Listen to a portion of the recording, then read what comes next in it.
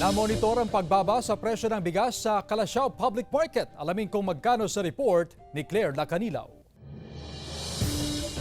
Bumaba ng 2 pesos ang kada kilo ng bigas sa ilang tindahan sa pamilihang bayan ng Calasiao, Pangasinan. Nasa 50 pesos na lang kada kilo ng regular milled rice, habang nasa 54 pesos ang kada kilo ng well-milled rice. Ayon sa ilang rice retailers, marami ang supply ng bigas dahil panahon ng anihan. Pero ewan lang natin next week or mga next 2 weeks kung ano ng kalakaran.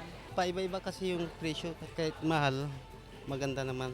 Ayon naman sa DA Region 1, nananatiling sapat ang supply ng palay ngayong dry season. Ongoing pa lang yung harvesting nila. Nakikita naman natin na walang kakulangan in terms of palay. Sa bigas, just the same, nagmo-monitor din tayo at wala namang pagtaas ng presyo.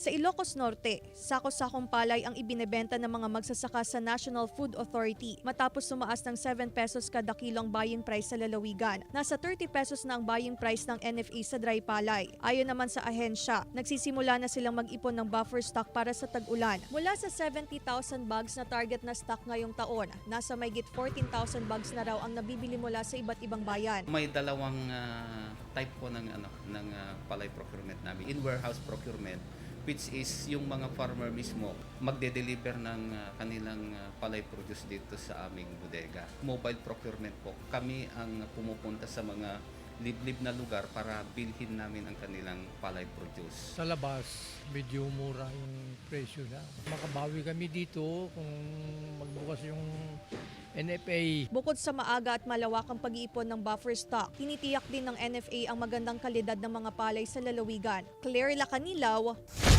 1 North Central Luzon.